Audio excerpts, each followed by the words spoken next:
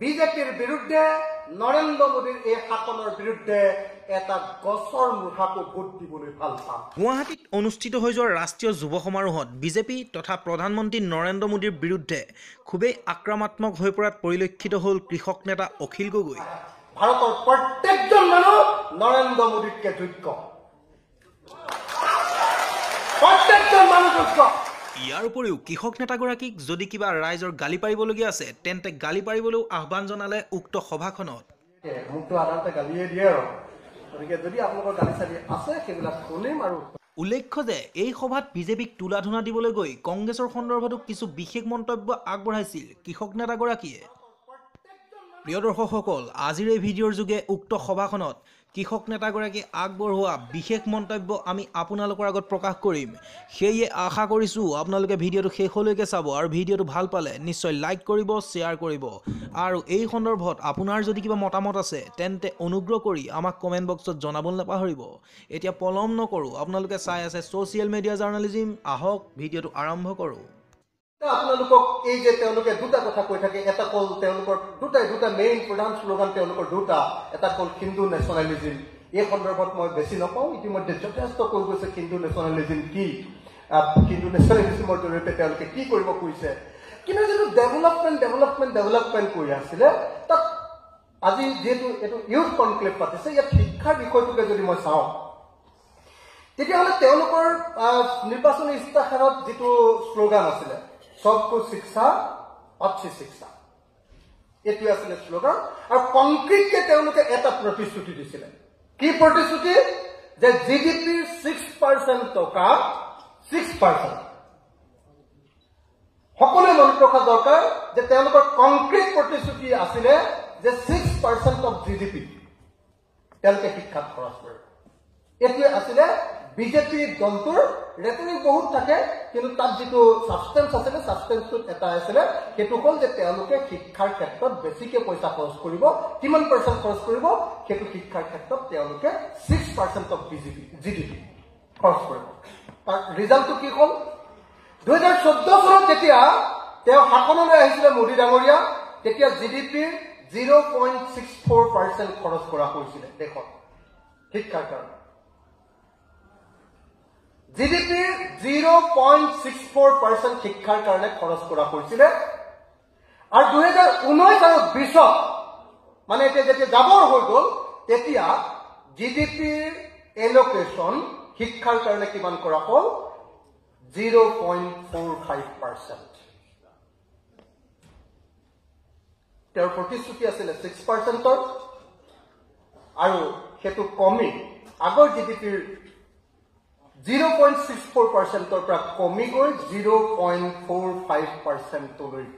কমে। আৰু আমি কোনো একাডেমিচিয়ানে, কোনো ইণ্টেলেক্টুৱেলছে, কোনো অৰ্গেনাইজাৰ বিলাকে, কোনো এক্টিভিষ্ট বিলাকে বা কোনেও আমি বা কোনো সংবাদ পত্ৰৰ মানুহে আমি কোনেও এই কথাটো ইছ্যু হিচাপে উত্থাপন কৰিব পৰা নাই যে তোমাৰ কংক্ৰিট যেটো প্ৰতিশ্ৰুতি আছিলে যে জিডিপিৰ 6% তুমি খৰচ কৰিবা, বিজেপিৰ প্ৰতিশ্ৰুতি আছিলে সেইটো 6%ৰ ঠাইত 1%টো নহল কিয়? বৰং আগৰ চৰকাৰবিলাকে যিমান খৰচ কৰিছিলে তাতকৈ শিক্ষাৰ ক্ষেত্ৰত ধন কমোৱা হ'ল কিয়? এইটো বিশ্বাসঘাতকতা বা গাদ্দাৰী হয় নে নহয়? মই ভাবো যে এই প্ৰশ্নটো আমি ৰাইজৰ মাজলৈ লৈ যোৱাটো খুব প্ৰয়োজন। এনেকৈ বিশেষভাৱে অসমততো বহুত বেছি এনেকুৱা ধৰণৰ ইণ্টেলেক্টুৱেল কাৰবাৰ নাই, কিন্তু মই অন্তত পক্ষে ইয়াত বহি আছে দুজন ব্যক্তি, বিশেষকৈ মই প্ৰশান্ত ৰাজগুৰু আৰু অজিত ভূঞা ডাঙৰীয়া, তেখেতসকলক অনুৰোধ জনাইছো যে আপোনালোকে এই যিবিলাক বেচিক ইছ্যুজ, মূল কথা, ৰেটৰিকটো ধেৰ থাকে। মই সদায় কৈ থাকো যে মোদীৰ ভাষণত ৰেটৰিক থাকে, আৰু যিমানেই গালি নাপাৰো লাগিলে, যিমানেই আমি পাপ্পু বুলি নকওঁ লাগিলে, ৰাহুল গান্ধীৰ ভাষণত কিন্তু কিছু পৰিমাণে কোনো ছাবষ্টেন্স থাকে। মই ৰাহুল গান্ধীৰ ছাপোৰ্টাৰ নহয়, মই আপোনালোকে সকলোৱে জানে যে মই গোটেই জীৱনটোত কেৱল ৰাহুল গান্ধীক আৰু কংগ্ৰেছ দলক গালি পাৰিয়ে মোৰ জীৱনৰ আধা অংশ গুচি গ'ল। মই কোনো পৰ্যায়ে ছাপোৰ্টাৰ নহয়, কিন্তু তাৰ পাছতো এটা কথা খুব স্পষ্ট যে মোদীৰ চনত মোদীয়ে কোৱা কথাবিলাকত কেৱল ৰেটৰিক গতিকে এই ৰেটৰিকটো আমি এবাৰ উদঙাই দেখুৱাব লাগে আৰু মই প্ৰশান্ত ৰাজগুৰু বা অজিত ভূঞা ডাঙৰীয়াসকলক তেওঁলোকৰ যিবিলাকে নিজৰ নিজৰ কলমত এইবিলাক কথা লিখে তাত স্পষ্টভাৱে এই কথাটো উদঙাই দিবৰ কাৰণে আহ্বান জনাইছোঁ মানুহৰ মাজলৈ লৈ যাব লাগে 2 নম্বৰ বস্তুটো হ'ল যে সেইটো হ'ল জিডিপিৰ এলোকেশ্যন বাজেট এলোকেশ্যনৰ কিমান টকা প্ৰেক্টিকেলি খৰচ কৰে বাজেট এলোকেশ্যনৰ 2014 চনত বাজেট এলোকেশ্যনৰ আপোনালোকে সকলোৱে জানে যে সকলো ৰাজনৈতিক দলে কয় যে আমি বাজেট এলোকেশ্যনৰ 10% শিক্ষাৰ কাৰণে খৰচ কৰিম 10% তেওঁলোকৰ প্ৰতিশ্ৰুতি বিজেপিৰ প্ৰতিশ্ৰুতি 10% আছিলে আৰু 2014 চনত বাজেট এলোকেশ্যনত তেওঁ যেতিয়া আহিছিলে তেতিয়া দেশত খৰচ কৰা হৈছিলে 4.6% আৰু মোদী অহাৰ পাছত 2019-20 বাজেট এলোকেশ্যনৰ ধাৰ্য কৰা হৈছে টোটেল টকা শিক্ষাৰ কাৰণে 3.5% আগতকে কমি 4.6ৰ পৰা কমি 3.5% লৈ শিক্ষাৰ ক্ষেত্ৰত টকা খৰচ কৰাটো কমাই দিয়া হ'ল আমি এই কথাবিলাকলৈ কেতিয়াও নাযাওঁ আমি এই বেসিক প্ৰশ্নবিলাক কেতিয়াও উত্থাপন নকৰোঁ আৰু যেতিয়া বেসিক প্ৰশ্নবিলাক যিবিলাকে উত্থাপন কৰে অলপ আগতে কৈ গ'ল জিগ্নেছে যে সেইবিলাক হ'ল দেশৰ ত্ৰুটি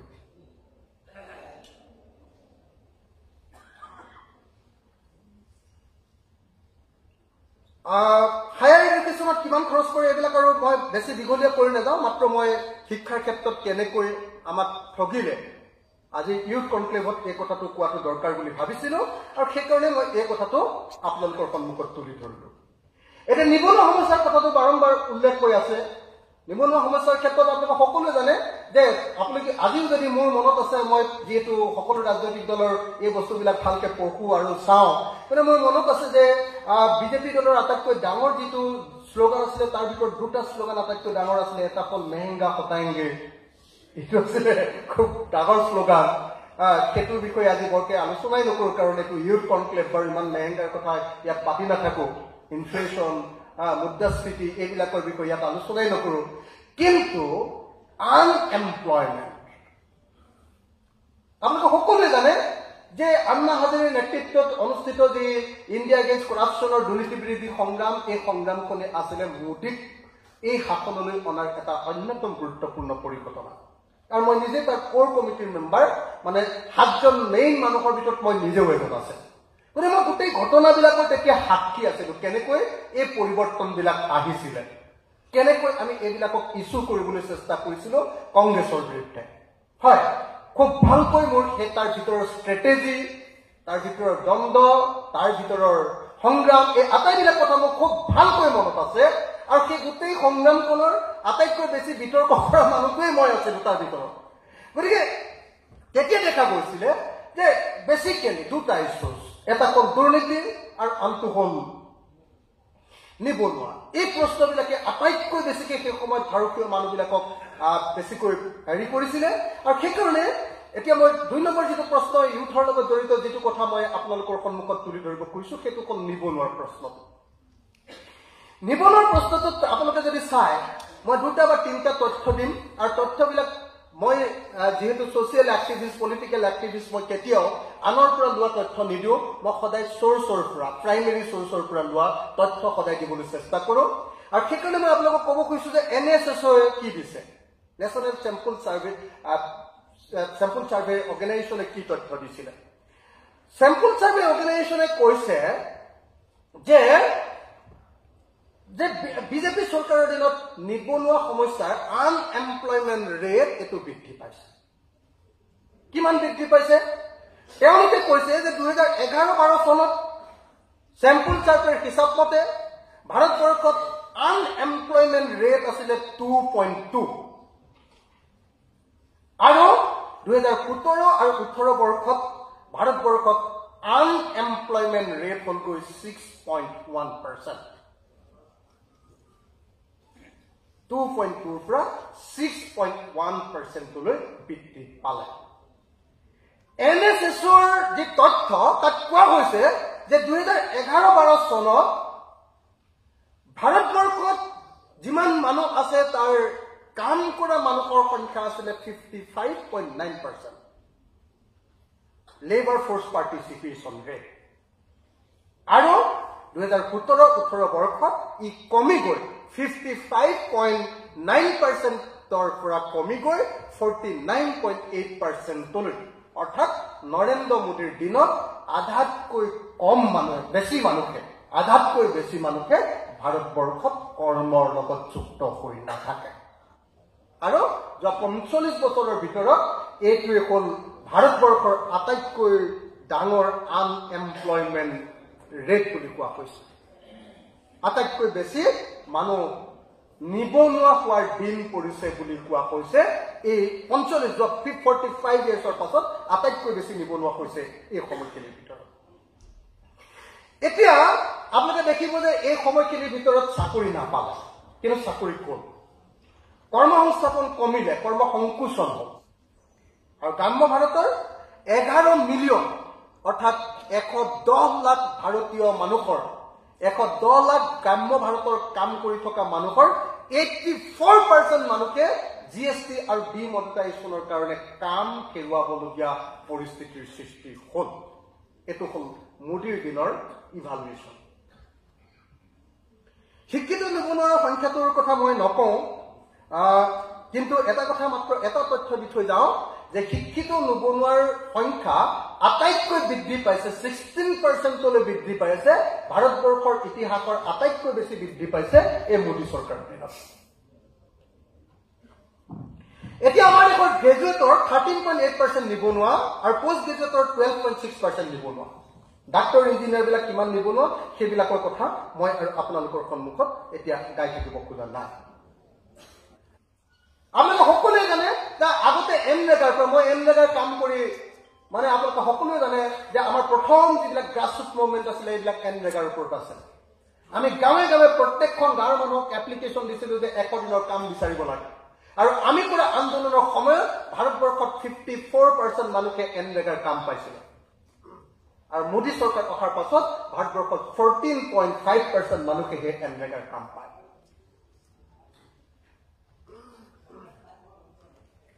14.5% মানুহে এতিয়া এমৰেগাৰ কাম পায়। গতিকে গোটেই ভাৰতবৰ্ষৰ চাৰিওফালৰ পৰা অৰ্থনীতি, শিক্ষা, নিবনুৱা সমস্যা প্ৰত্যেকটো ক্ষেত্ৰতে এই সময়খিনিক ভাৰতবৰ্ষত পিছুৱাই লৈ যোৱা হ'ল। ভাৰতবৰ্ষক এইখিনি পিছুৱাই লৈ যোৱাৰ পাছতো কিন্তু আমি কোনো ৰাজনৈতিক দল,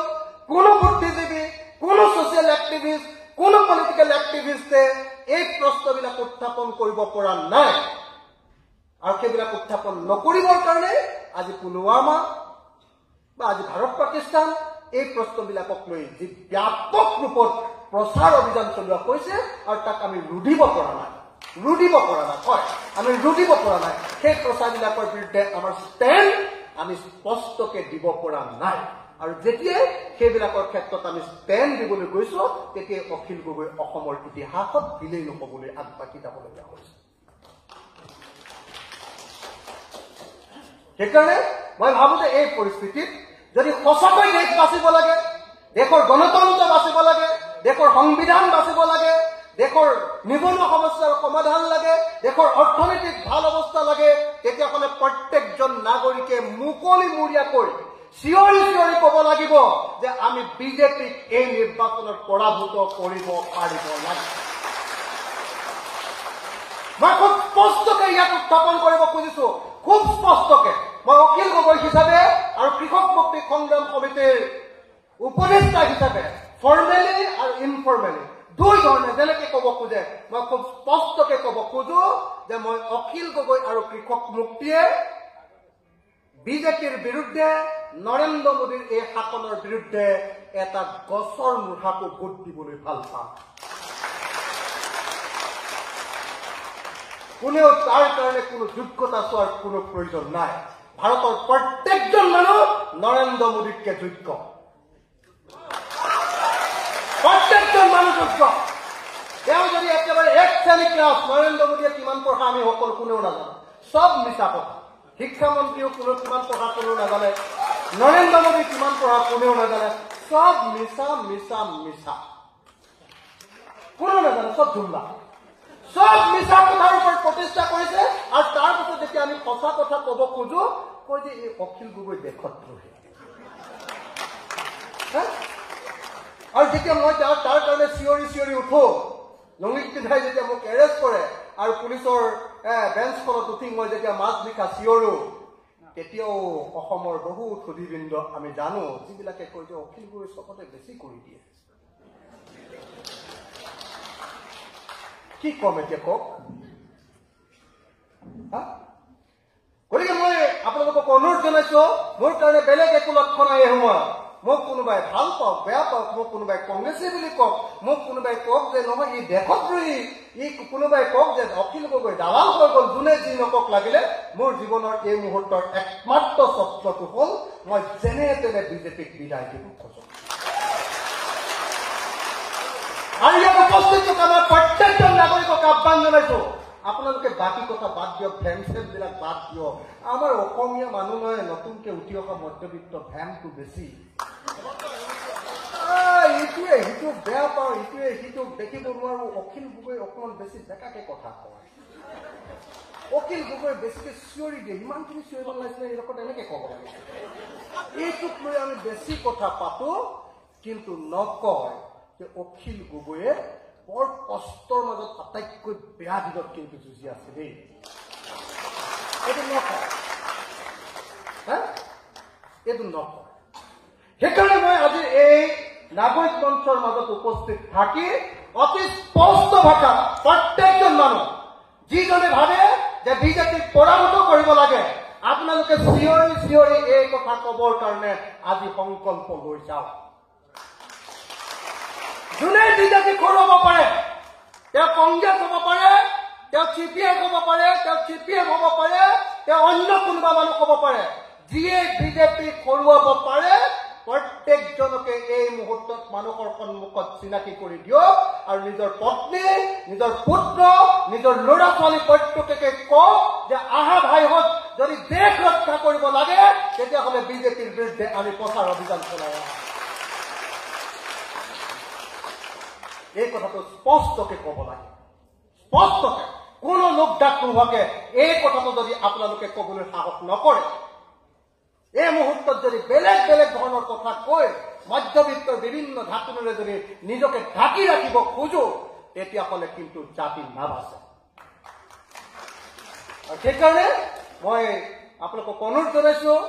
আহক আজি এই ইউথ কনক্লেভে আমাক এইটো মঞ্চ দিছে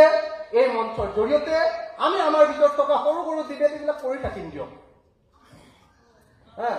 চীনৰ ৰাস্তাটো ভালনে চুভিয়েটৰ ৰাস্তাটো ভাল চীন এতিয়া সমাজবাদী কৰি আছেনে নাই এইবিলাক চব ডিবেট কৰি থাকিম পঢ়িম যুক্তি তৰ্ক কৰিম কাজিয়া লাগিম চব কৰিম কিন্তু তাৰ পাছত এতিয়া এটাই প্ৰশ্ন সকলোৱে একেলগতে লৈ যাব লাগে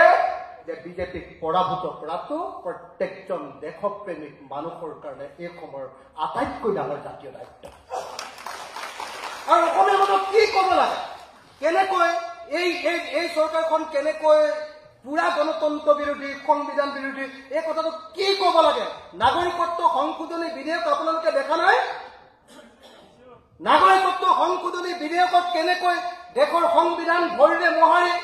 দেশৰ চিটিজেনশ্বিপ এক্টক ভৰিৰে মোহাৰি ভাৰতবৰ্ষৰ গণতান্ত্ৰিক ব্যৱস্থাক সম্পূৰ্ণৰূপে ধূলিচ্ছাদ কৰি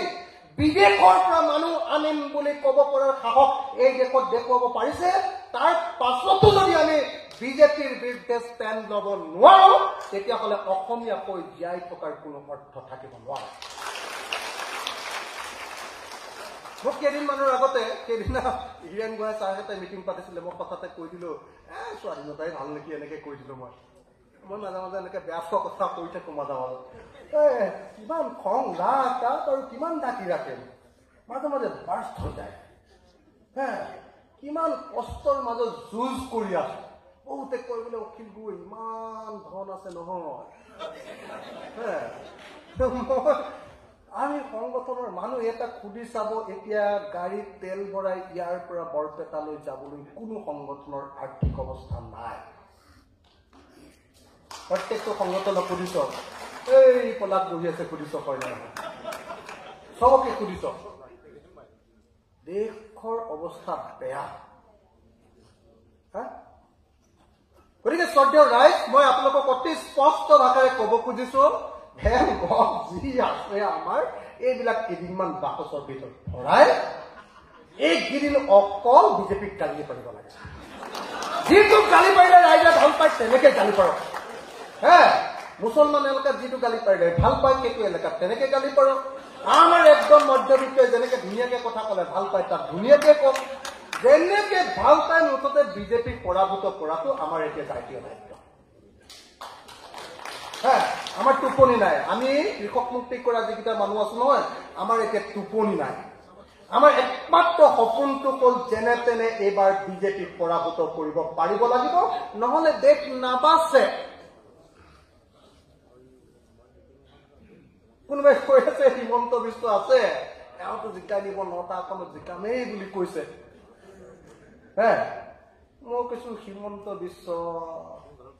বহুত কিবা কিবি কৰিব পাৰো কিন্তু মানুহ আমাৰ এই মানুহবিলাক যিবিলাক মানুহে এনটি বিজেপিৰ মানুহ আছে নহয় যিবিলাকে নিজকে গণতান্ত্ৰিক কৈ থাকে তেওঁলোকে ষ্টেণ্ডটো দিবলৈ সাহস নকৰে ষ্টেণ্ডটো দিয়ক আপোনালোকে মই মধ্যবিত্ত সমাজৰ প্ৰতি বুদ্ধিজীৱী সমাজৰ প্ৰতি আমাৰ ইণ্টেলিজেন্সিয়াৰ প্ৰতি এটাই অনুৰোধ এই সময়ত আৰু বেলেগ কথা বাদ দিয়ক এটা মাত্ৰ যে বিজেপিক পৰাভূত কৰাটো হ'ল দেশৰ সংবিধান ৰক্ষাৰ কাৰণে এই মুহূৰ্তৰ আটাইতকৈ ডাঙৰ কৰ্তব্য